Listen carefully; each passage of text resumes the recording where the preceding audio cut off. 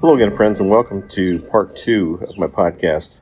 This is, again, going to be something I'm doing pretty much off the cuff without my normal studio equipment. But, again, it's something I think is very important to share with you. So I'm doing this outdoor. I'm doing it just with my cell phone. But there's some amazing stuff that's coming through that I just need to share. So in part 1, I talked about the comparison of the concept of purgatory with Catholic tradition, the Protestant tradition, which doesn't include purgatory, and the what's coming through from Spirit, that there is some type of period afterwards that we go through that they call life review. In this part 2, what I want to do is cover the 8 kind of characteristics of that life review process, and then 5 of the things that they've said happen after life review. And this comes from, admittedly, a very small sample size, but it's something I've been very personally involved with. And if it had just been my son, or it had just been my mother saying this, or a couple of my relatives, I might have been tempted to think, well, that's just their experience, not others. But a total of 8 people have come through, many of them my relatives, all different levels of my ancestry, and also some people I don't know. A friend that came through, had nothing to do with my family. And I've gotten to the point now where I ask these type of questions: what life review is like, what happens when we die. And the reason I'm sharing all this is because they are amazingly consistent in what they share in terms of information. So the first thing is, I'm just going to do it here, the 8 rules of, or 8 characteristics of what life review is like. So when we die, the process that's been explained to me has been that we're greeted with a single greeter. There's somebody that we know, love, trust, that comes to greet us when we die. Now, this does not necessarily fit in with my traditional understanding of what happens when we die. You know, where you die and it's suddenly you're with Jesus and all your relatives and friends, and you're partying in heaven, so to speak. This is quite different. There's a process that you have to go through. Everybody does it except for babies or little children that die without really having much life experience. But a single greeter meets you and takes you to the life review process, explaining to you what's going on. In every case, at least with the 8 people that I've talked to in Spirit, they've been greeted by a single greeter. So I'm just sharing with you what my experience has been. That single greeter takes them by the hand, takes you by the hand, orients you, explains the review process, and then gets you started. Second thing is that there is a universal type of life review process. I need to say here that I've heard different terms for this. So prior to yesterday, I kept hearing the term life review. Yesterday, a different soul came through. I did not recognize him, nor did RM, my medium friend, but he described himself kind of as a gatekeeper of the life review process, and he called it life purification. That the specific person that we were trying to contact, or she was trying to contact, was not available because he was still in life purification. So that's a whole different step. He described it as a loving process, but the same thing as life review. And my son earlier had said life review is purgatory. But again, it's a mandatory step that you go through. Everybody undergoes it. It does not have a fixed timeline. Its duration is directly or proportional to the scope, complexity, and decisions of the earthly life we've led. Now, as I mentioned in part 1 of this podcast, this was a complete shock to me because I've been very dismissive and critical of the Catholic Church's explanation of what purgatory is, and I've been amazed and stunned at what these spirits are telling me. It very closely tracks with the concept of purgatory. So the first thing was the single greeter. Second thing is it's universal. Everybody goes through it, but it has variable time spans. Again, time does not work the same way in Spirit as it does here on Earth. I don't know how it works, but there is some sense of time or duration that you go through life review for. Here's another interesting thing. It is done, the life review is done from the perspective of the other person. So when you go through the decisions you made and my son and some other people have described it as you have to defend the decisions you made. The soul does not just look through its own eyes or your own eyes. The review forces you to experience the actions and words from the direct perspective of the other person that was involved. And you feel exactly what those other individuals experienced as a consequence of your own behavior. That, I think, can be very challenging. My son's described it as a challenging exercise. Every time he's come through to me, he apologizes. And I told him he doesn't need to do that. Stop. You don't need to apologize. Every time he does, his last couple of years of his life were very, very difficult for him and for us. So I think that he's experiencing remorse or the desire to apologize as a result of the life review when he sees and feels it from my perspective or from my wife's perspective. So that's the third thing. You see it through other people's eyes. The fourth thing is that it happens apparently in reverse chronological order. So this is kind of interesting that you see your life come up as starting right when you died, and you work backwards. This was someone that I didn't know who this particular spirit was. She came through RM, but she said she's in life review, and she took some time to explain it, matching all this other stuff I'm telling you. But she said it's done in reverse order. My son Matt didn't tell me that, but he did say they use it like a Viewmaster concept.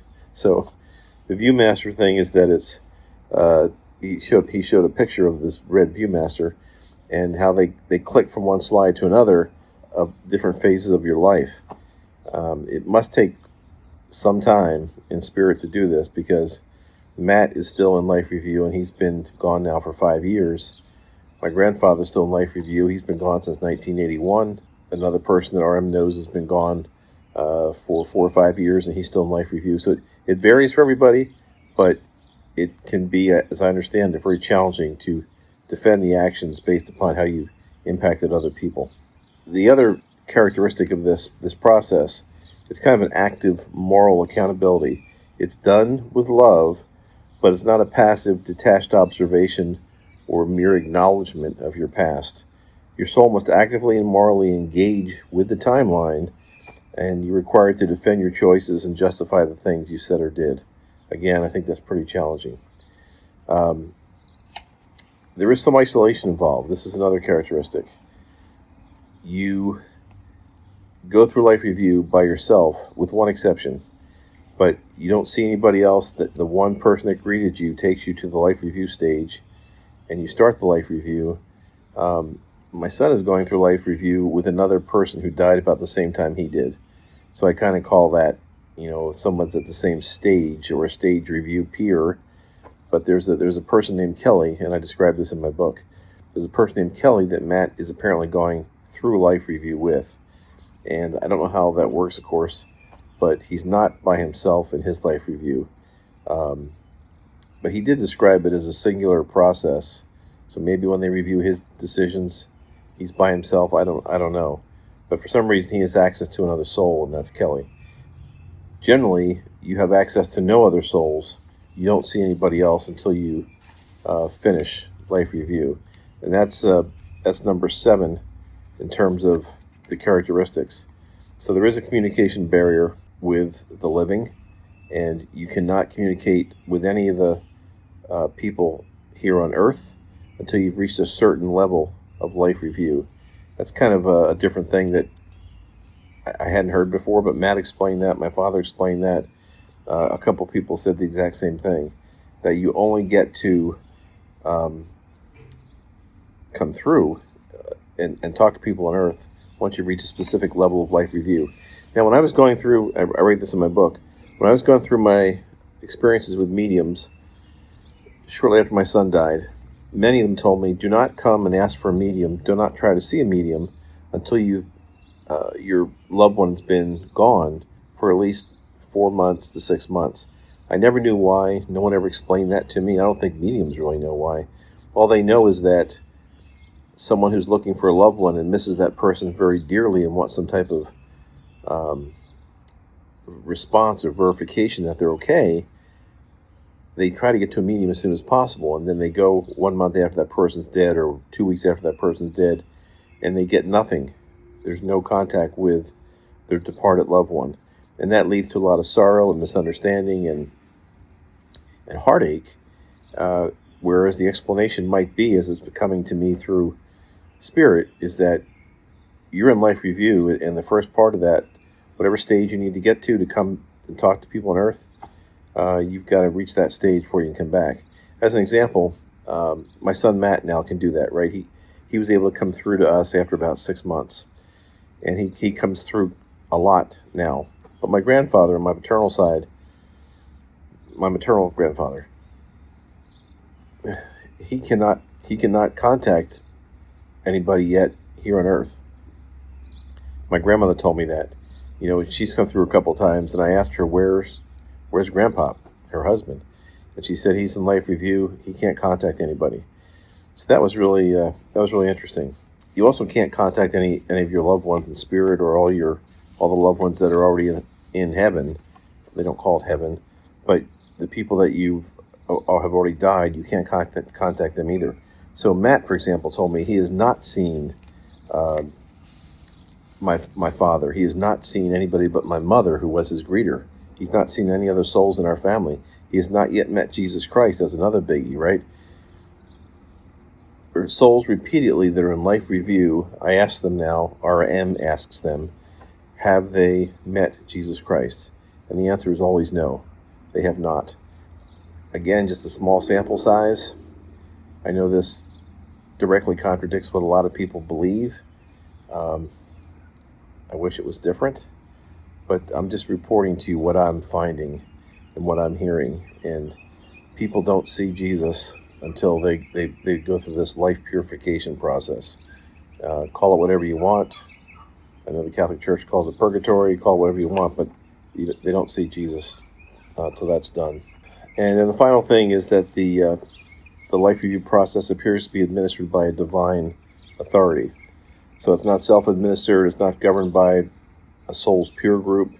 The ultimate authority over staging it, conducting it, appears to be macro-managed from God. Numerous family contacts, I've asked them, who does life review? Is it some group of souls or some group of wise masters or whatever? Because I've read other books where it's a panel of wise masters that does this. The contacts that I've talked with about or questioned about this said that God runs life review. Now, is this judgment? God's judgment? I don't know. It doesn't appear to be. This seems to be a loving process that everybody goes through. Do the worst people that are here on earth go through the same process? I don't know. All the people that I've talked to have been privileged to contact in spirit are normal, loving people. They're not mass murderers. So their life reviews are still challenging for them and still take time. So those are the 8 characteristics of what life review is like. Let me just review them real quick because I know I went off the track here a little bit. So everybody goes through it, and it has different time frames for everybody. That's 1. It's done in reverse chronological order. That's 2. You experience some type of isolation. You're isolated from everybody, including other souls that have passed before you, and Jesus and all the divinity people. You don't see them. It's an act of moral accountability. You've got to defend your choices. That's 4. You see it through the experiential perspective of the other person that you impacted. It's 5. There's a single greeter that greets you. Is 6. You have a communication barrier or level to attain before you can talk to somebody on earth. That's 7. And 8 is there's a divine authority that actually conducts the review for you. So here's the 6 things that can happen after life review, because that's what I've been asking people, asking spirit. If they say, the first question that I ask RM to ask them is, are they still in life review? Majority of them said yes, but some have said no. So they say no, like my father, my mother. I think there's 5 other people that have come through that said no, they're done with life review. So what are they doing? Okay, there's I have here 1, 2, 3, 4, 5 things that they can do after life review, and this is only what I've learned so far. They have unrestricted access to ancestors and family reunion, and seeing people that they know and love and who have passed and are in this place. I'm going to call it paradise because they don't call it heaven. They call it paradise or the afterlife. So in paradise, they're able to see all their loved ones, their pets. My mother specifically showed RM a scene where they were people with their pets. So it opens up access to a much broader soul group. And once the review process is complete, the restrictions seem to drop, and you can fully see and intermingle and reunite with all your other deceased loved ones and the people that have gone before you, many years before you. Second thing is you also get access to the divine. So, again, this is a touchy area, but it appears as though once you finish life review or life purification, you then can see Jesus. You then can see the angels. You can see the saints. My mother, my father, other spirits have confirmed that there are such things as angels. There are such things as guardian angels. Again, this is stuff I learned as a kid that I thought was nonsense once I became an adult, right? There are angels. There are guardian angels. There is a Saint Michael. And people that have completed their life review have explicitly confirmed that the encounter makes the divine accessible. Again, I know a lot of people like to think that as soon as you die, you're with Jesus. All I can tell you is what I'm getting from this.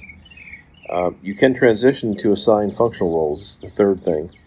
So, for example, you can become a soul greeter. My grandfather, my paternal grandfather, said that he is a soul greeter. He greets people and helps them, leads them to the life review. You're kind of a single, steady face that people see. He helps people find the light. So his role seems to be helping people. You also seem to basically get more information about what happens or what happened to your life. That's the fourth thing. So when you're life review, you have a kind of a very tunnel vision about what happened. You can see what's happening here on Earth. You know what happened with your life. But once you get done with life review, you know about previous lives. I've had people that had finished life review or life purification tell me what they did in previous lives. And I've had people in life review say, I don't know, I won't know that until I get through life review.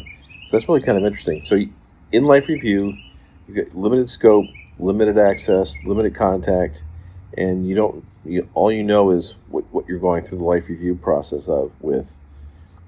Once you get done and you're in paradise, apparently you're able to have a much broader understanding of what's going on and know about previous lives when you had what my son's called a husk, a different husk. And he also confirmed that reincarnation is real and it happens. So I will say that they don't know everything. There's a couple questions that RM has asked people on my behalf. What about this or what about that? And they don't know, and they'll say they don't know. So they don't have universal knowledge or full understanding of everything, but they know a lot more than they do when they're in life review. Basically, you enter into paradise and you're living your best life. This is the fourth thing. So you become able to do the things that you want to do. My mother, for example, said that she and my father are touring the national parks. That sounds crazy, right? It sounds crazy. RM didn't know this, but my parents were big RVers. They went full-time RVing for 10 years before my father died, and their goal was to visit as many national parks as possible, and they belonged to something called the Good Sam Club. That's a term I haven't heard in forever, and RM told me, she said, your mother said they're visiting the national parks and using the Good Sam Club. And Good Sam Club is a club that RVers belong to. I don't understand exactly what it is except what I've looked up on the internet. I think it belongs to Sam's Club. But my parents were a big part of that. They did that. And so now in spirit, together, they're visiting national parks. I have another soul came through and said she's singing. She always wanted to be a singer. And so she's spending her time in paradise singing. I've heard, not from my contacts, but in other books I've read, that people who are golfers, they play the world's best golf courses. People who are climbers climb the world's best mountains. People who are surfers surf the world's best waves. So apparently without all the inhibitions of having a body. You can do all kinds of things in spirit and enjoy it. I know a lot of people that seems like nut job stuff, but again, I'm just reporting what I've heard from the people that have come through as part of this process. And the specific things they said they could do in my contacts has been tour the national parks, singing, serving as spirit guides. I think that's pretty interesting. So the last thing actually maps to what I've already mentioned, and that is you do reincarnate. So basically, Matt confirmed this, that you can't consider reincarnation until you complete the life purification process. But once you've done that, then you can consider coming back or planning to come back with a different husk, as he called it, a different body. And I asked him, because I was worried about this, right? I said, Matt, when I die, will you be there? Because I want to see him again in spirit. And I said, I miss you and I love you. And I what if you decide when you finish life review to come back to this world in a different body and a different life? How will I see you? And he said he'll always be there. He can be many places at one time, and that even if he decides to come back to this world with another body, his soul, I've heard the concept of uber soul before, but the main part of his soul was still in spirit. And I don't understand any of that stuff, but that's what he said. He'll still be there. Even if he comes back here, he'll still be there. So that's what I want to share with you in this particular podcast. Kind of the 8 characteristics of what the life review or life purification process is, or call it purgatory if you want. A stunner to me. 5 characteristics of what they've described to me happens after we pass, after you complete life review. So you die, you go to life review, and then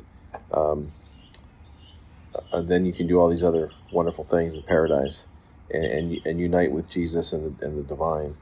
I would say one other thing too that has come through a lot is that there have been numerous people, including some of these loved ones of mine, who've reported hovering over their body when they die. So they can see their body, they can see what's happening. Our son Matt specifically told me that by the time my wife and I got to his body in the ICU at Reston Hospital, he was already gone. He apologized to us repeatedly, for not waiting for us. He said, I couldn't wait, I had to go.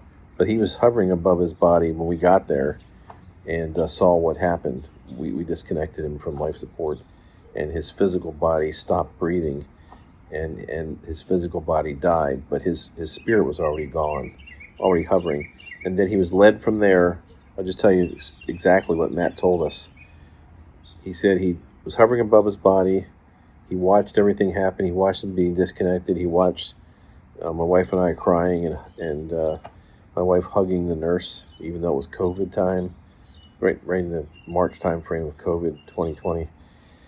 And then he said he found himself in a church, sitting in pews in a church, wooden pews, and a man in a robe came down the center aisle, a robe and a beard. And the way Matt described him, it's almost like the traditional picture of what Jesus looked like. This man took his hand, led Matt to the front of the church, where my mother was waiting at the front of the pews. And then my mother took his hand and led him to his life review process, wherever that was, wherever it took place. I asked Matt if he had seen Jesus, and he said no. And so what I'm wondering is, in the Bible, where after Jesus is risen from the dead, he spends a day walking with some of his disciples on the road to Emmaus. And he talks to them about everything, about what happened in Jerusalem and about the death of this man. And the disciples do not recognize him as Jesus until he reveals himself as Jesus. And so I thought maybe there's something to this. Matt may have been met and taken by the hand by Jesus to my mother, but he may not have recognized that person, that soul, as Jesus. And he will recognize him as Jesus once he finishes the life purification process. So just another thing that I thought was really interesting. But I'm going to stop here.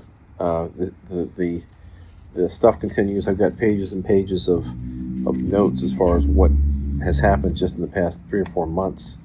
A lot of unbelievable things that people say, and just the consistency of what they're reporting and what they're saying is stunning to me. I know, like I said, I know it's a small sample size, but it's some pretty stunning stuff. Anyway, if you have any comments, please leave them here in the body of the wherever you see this podcast. It'll be both video and audio. I'd love to hear what you think, or what experiences you might have had. If you disagree, I'd love to hear from you, because I know what the Bible says about these kind of things, but if you disagree, I still love to hear from you. And again, if you go to my website, mikenicholas.com, I've got some orb videos there. The orb started this whole thing, and a link there to where you get my book. Okay? Thanks again. Look forward to continuing this journey with you. Bye-bye.